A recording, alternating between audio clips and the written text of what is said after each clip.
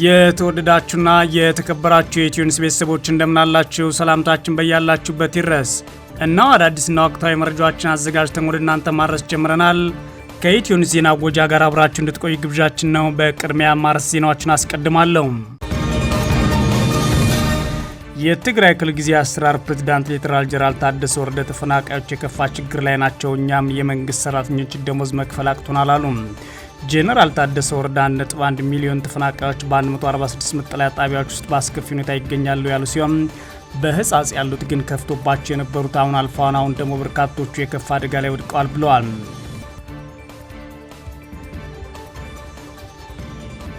በአማራ ክልል የተለያዩ አካባቢዎች በአገዛዙ ጦርና ፋኖ ኃይሎች መካከል የሚደረገው ውጊያ ቀጥሏል። የፋኖ ኃይሎች በጎጃምና ወሎ የተለያዩ አካባቢዎች በከፈቱት ከባድ ውጊያ በርካታ የአገዛዙ ጦር ተደምሷል ሲል የአማራ ፋኖ ብሔራዊ ኃይል አስታውቋል። የአገዛዙ ጦር በኩል በጎጃም የተለያዩ አካባቢዎች ለ2 ሳምንታት ባደረጉት የተቀናጀ ወታደራዊ ኦፕሬሽን 162 ታጣቂዎችን ገደልኩ ብሏል። በዝርዝር የምናየው ሌላኛው ጉዳይ ነው። በኢትዮጵያ ደቡባዊና ምስራቅ አካባቢዎች እንዲሁም በጎረቤት ሶማሊያና ኬንያ የተከሰተው የድርቅ አደጋ ወደ ከፋ ደረጃ ተሸጋግሯል ተባለ። እንደ አውሮፓውያን አቆጣጠር ከጥቅምት እስከ ታህሳስ 2025 ሊዘንብ ይገባ የነበረ ዝናብ ሙሉ በሙሉ በሚባል ደረጃ በመክሸፉም በሚሊዮኖች የሚቆጠሩ ዜጎች ለከፋ የምግብ እጥረት ተጋልጧል ብሏል የዓለም ምግብ ድርጅት። በዝርዝር እንመለከታለን። አሜሪካ ለኢትዮጵያ ከ$1 ቢሊዮን በላይ የገንዘብ ድጋፍ ለማቅረብ የመግባቢያ ስምምነት ፈርማለች። አሜሪካ ለኢትዮጵያ የጤና ዘርፍ የሚውል ነው የተባለውና ከ$1 ቢሊዮን በላይ የገንዘብ ድጋፍ ለማድረግ ዝግጁ መሆኗ ተሰምቷል። የገንዘብ ድጋፍ በዋናነት የሚያተኩርባቸው ጉዳዮች ምንድናቸው? በዝርዝር የምንመለከተው ሌላኛው ጉዳይ ነው። የተወደዳችሁና የተከበራችሁ የኢትዮኒውስ ቤተሰቦች አብራችሁ ስትቆዩ እነዚህና ሌሎች ትሰማላችሁ። መልካም ቆይታ ያውላችሁ። የትግራይ ክልል ጊዜያዊ አስተዳደር ፕሬዝዳንት ሌተናል ጄኔራል ታደሰ ወረደ ተፈናቃዮች የከፋ ችግር ላይ ናቸው፣ እኛም የመንግስት ሰራተኞችን ደሞዝ መክፈል አቅቶናል አሉ። ጄኔራል ታደሰ ወረደ 1.1 ሚሊዮን ተፈናቃዮች በ146 መጠለያ ጣቢያዎች ውስጥ በአስከፊ ሁኔታ ይገኛሉ ብለዋል። ጄኔራሉ በአሁኑ ሰዓት በህጻጽ የተከሰተውን ራብና ራብ ወለድ በሽታ በተመለከተ የተናገሩ ሲሆን ከዚህ በፊት ቢሶባቸው የነበሩ አሁን የሉም ወይም አልፈዋል ያሉ ሲሆን አሁን ደግሞ የባሰባቸው በርካቶች ናቸው ብለዋል። የ2018 እቅዳቸው ተፈናቃዮችን ወደ ቦታቸው መለስ ነበር የሚሉት ጄኔራል ታደሰ ወረደ አብዛኛዎቹ ተፈናቃዮች በፕሪቶሪያው ስምምነት አወዛጋቢ ተብሎ በተለዩ እሳቸው ደግሞ ምዕራብ ትግራይ ብለው በጠሩት አካባቢ ተፈናቅለው የመጡ ናቸው ብለዋል። ከበርካታ ወራት በኋላ የተፈናቃዮቹ ጉዳይ ድጋሚ መነጋገሪያ ሆነው በረሃቡና ረሃቡ ባስከተለው በሽታ የሚሞቱ ዜጎች ቁጥር መጨመሩ ተከትሎ ነው። ይህ በሚዲያ ሰፊ ትኩረት ያገኘው የህጻጽ ካምፕ ረሃብ ሌተናል ጄኔራል ታደሰ ወረደ ማብራሪያ እንዲሰጡ ያስገደደ ሲሆን ጄኔራሉ ትላንት ምሽት በሰጡት መግለጫ የተፈናቃዮች ችግር ዋነኛ መፍትሄ የችግሩ መንስኤ ነው ብለዋል። ይህ በሚዲያ ሰፊ ትኩረት ያገኘው የህጻጽ ካምፕ ረሃብ ሌተናል ጄኔራል ታደሰ ወረደ ማብራሪያ እንዲሰጡ ያስገደዳቸው ሲሆን ጄኔራሉ ትላንት ምሽት በሰጡት መግለጫ የተፈናቃዮች ችግር ዋነኛ መፍትሄ የችግሩ መንስኤ መፍታት ነው ብለዋል። ፕሬዝዳንት ታደሰ ወረደ የችግሩን መንስኤ መፍታት ነው ቢሉም የፌዴራል መንግስትና እሳቸውን የሾማቸው የአብይ አህመድ አገዛዝ ግን ችግሩ እንዲፈታ እንደማይፈልግ በህወሓት በኩል ክስ ይቀርባል። በአንጻሩ ደግሞ የብልጽግና አገዛዝ ህወሓት ችግሩ እንዳይፈታ አድርጓል ማለት ይከሳል። ታደሰ ወረደ ህጻጽን ጨምሮ በትግራይ ውስጥ ባሉ 146 የተፈናቃይ መጠለያ ጣቢያዎች የሚገኙ ተፈናቃዮች በከፍተኛ ችግር ላይ ናቸው። ከረድኤት ድርጅቶች የሚሰጠው ድጋፍም በወር 16 ኪሎ ግራም ብቻ ነው ብለዋል። ፕሬዝዳንቱ ተፈናቃዮች ለወፍጮ፣ ለልብስና ለጨው እንዲሁም ለሌሎች ወጪዎች የሚሸፍኑት ከዚሁ ከሚሰጣቸው ወርሃዊ የእህል ድርሻ በመሆኑ ለከፍተኛ ማህበራዊ ችግር ተጋልጦ አንባይ ናቸው። ችግሩ የሚታወቅ እንደሚሆን የሚያስረዱት ሌተናል ጄኔራል ታደሰ ወረደ በተለይም በህጻጽ መጠለያ ጣቢያ የደረሰው የራብ አደጋ በማስተጋባት ዓለም አቀፉ ማህበረሰብ እንዲያውቀውና አጀንዳ እንዲያደርጉ ላደረጉ የማህበራዊ ሚዲያ አንቂዎች እናመሰግናለን ሲሉም ተደምጠዋል። የጊዜያዊ አስተዳደሩ ካቢኔ ይህንን አደጋ በቀጥታ የሚከታተለው በፕሬዝዳንት የሚመራ ቡድን አዋቅሯል የሚሉት ጄኔራል ታደሰ ወረደ የሰዎች ሞት ማስቀረት ያልተቻለው ለምን እንደሆነና እስካሁን ተሸፍኖ የቆየበት ምክንያት ግን አላብራሩም። በትግራይ በጦርነቱ ጊዜም ሆነ ከጦርነቱ በኋላ 1.1 ሚሊዮን ተፈናቃይ ህዝብ መኖሩን የሚገልጹት ፕሬዝዳንቱ ከዚህ ውስጥ 891 ሺህ የሚሆኑት በትግራይ ውስጥ በሚገኙ ሲሆን በመላው ትግራይ በሚገኙ 146 መጠለያ ካምፖች ውስጥ ይገኛሉ ብለዋል። ለ5 ዓመታት ቆይተዋል የተባሉት እነዚህ ተፈናቃዮች አሁን ላይ የከፋ ችግር እንዳለባቸው ፕሬዝዳንቱን ጨምሮ ማንኛውም ዜጋ የሚናገረው ቢሆንም ችግሩ መፍታት የሚችልበት መንገድ ግን ፖለቲከኞችም ሆነ ሌሎች መፍጠር አልቻሉም።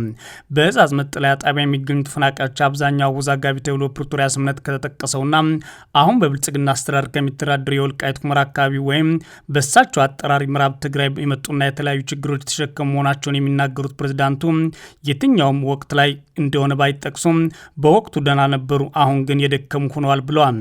ታደሰ ወረደ ጨምረውም ደክሞ የነበሩት ደግሞ በአሁኑ ሰዓት በህይወት የሉም ሲሉ ጨምረው ተናግረዋል። አሁን በእጻጽ በጎላ ሁኔታ የመጣው ችግር ቀደም ብሎ የሚታወቅ እንደነበርና መንግስትም ችግሩን ለመፍታት ሲሞክር መቆየቱን የሚያነሱት ጀነራሉ ነገር ግን የተደረገው ጥረት በቂ አልነበረም ብለዋል።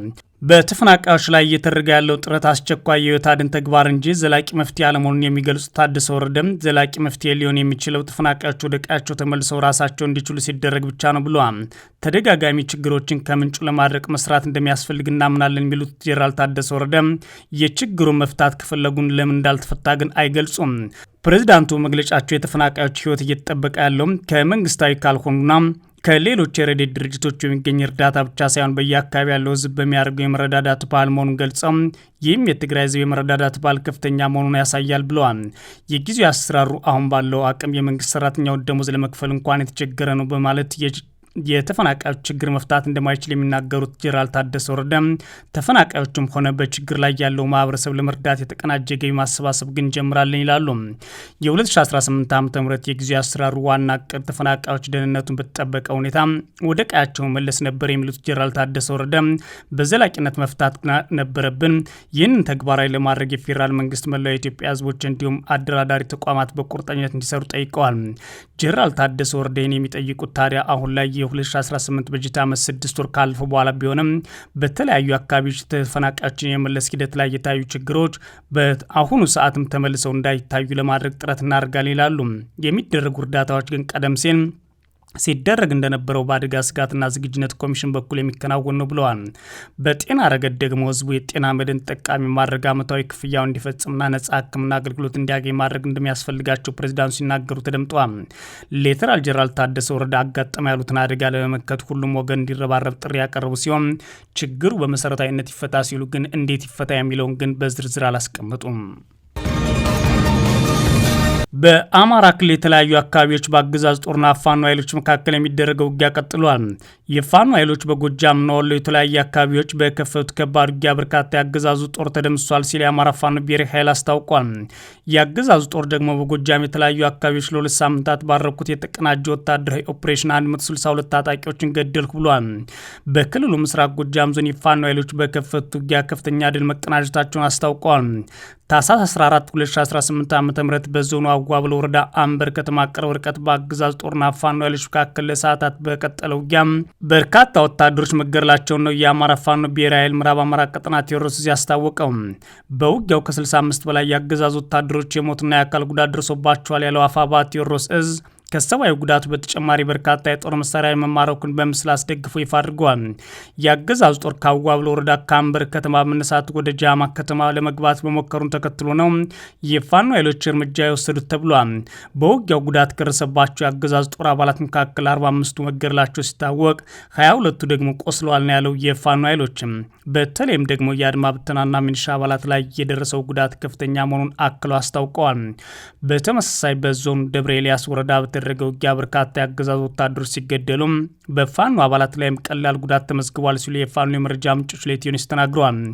በደብረ ኤልያስ ወረዳ ማር ዘነብ ከተማ ላይ በተደረገው በዚህ ውጊያ ከ20 በላይ የአገዛዙ ጦር አባላት መገደላቸውን ነው የፋኖ የመረጃ ምንጮች ተናገሩት። በክልሉ ወሎ ቀጠናም በተመሳሳይ ከባድ ውጊያ መደረጉን የአማራ ፋኖ ብሔራዊ ኃይል ምኒልክ እዝ አመራር ለኢትዮኒውስ ተናግረዋል። አመራሩ እንዳሉት በሰሜን ወሎ ዞን ሀብሮ ወረዳ መርሳ ከተማ ቅርብ ርቀት በተደረገው ውጊያ በርካታ የአገዛዙ ጦር አባላት ተገድለዋል።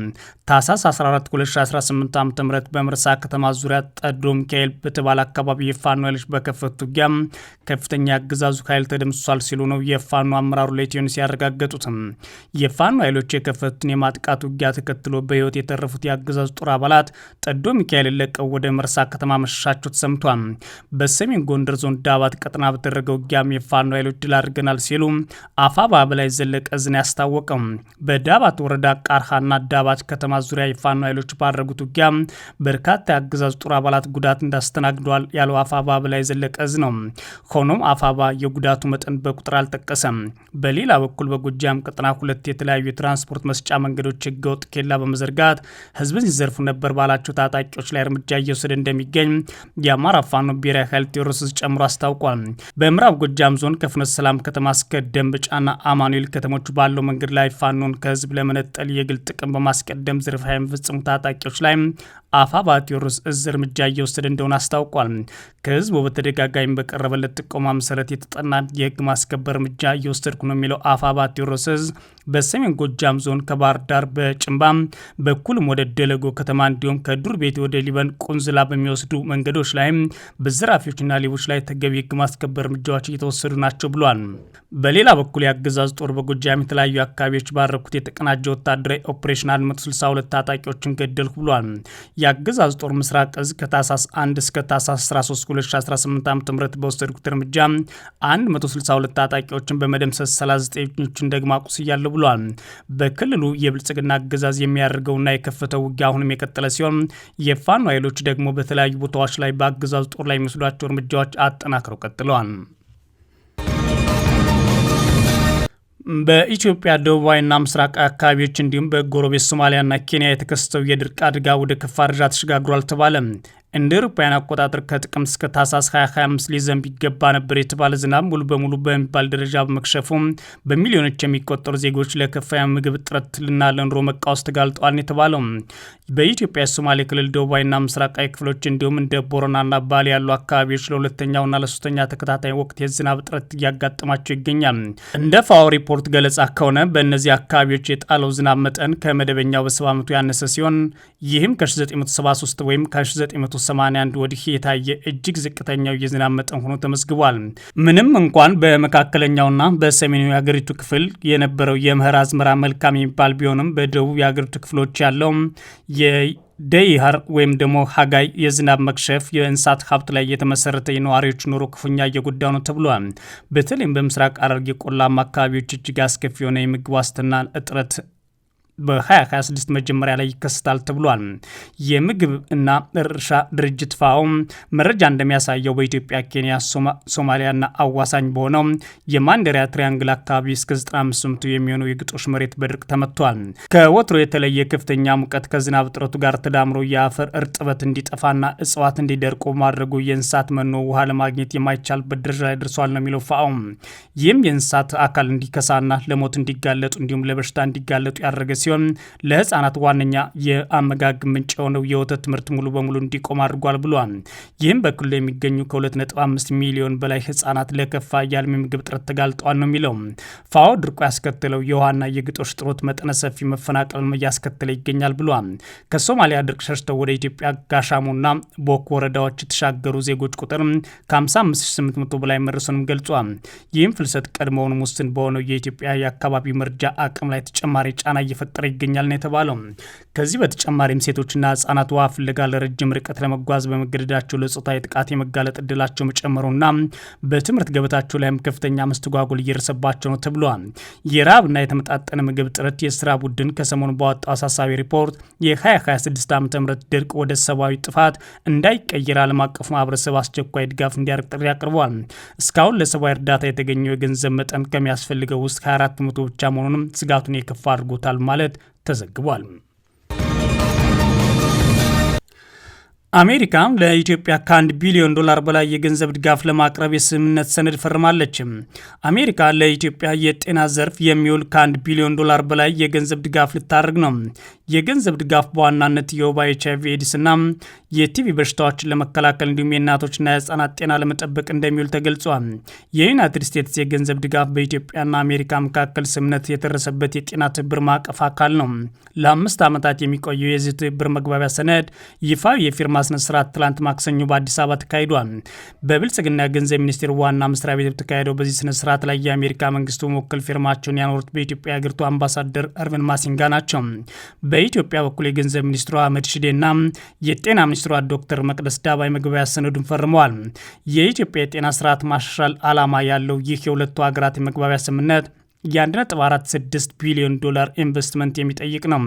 ከዚህ ውስጥ አሜሪካ 1.016 ቢሊዮን ዶላርን ድጋፍ በመልክ የ150 ሚሊዮን ዶላርን ደግሞ አፈጻጸም መሰረተ ማድረግ የምታቀርብ ሲሆን ቀሪውን 450 ሚሊዮን ዶላርን በኢትዮጵያ መንግስት የሚሸፈን ይሆናል ተብሏል። የአሜሪካ መንግስት ባለፉት 20 ዓመታት በኢትዮጵያ የጤና ዘርፍ ላይ 5 ቢሊዮን ዶላር ኢንቨስት ማድረጉን አምባሳደር ማሲንጋ በፊርማ ስነ ስርዓቱ ላይ ተናግረዋል።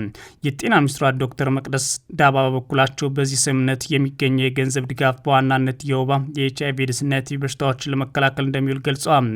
በጤና ትብብሩ የሚገኘው ድጋፍ የእናቶችና የህፃናት ጤና መጠበቅ ላይ ትኩረት እንደሚያደርግ አስረድተዋል። በትብብር የሚገኘው ድጋፍ የጤና ባለሙያዎች ብቃትና ክህሎት ለማሳደግ እንዲሁም የሀገር ውስጥ የመድኃኒት አቅርቦትና ምርትን ለመጨመር እንደሚረዳ ጠቅሰዋል። የተወደዳችሁና የተከበራችሁ የኢትዮ ኒውስ ቤተሰቦች መረጃዎቻችን እነዚህ ነበሩ። መልካም ጊዜ እመኛለሁ።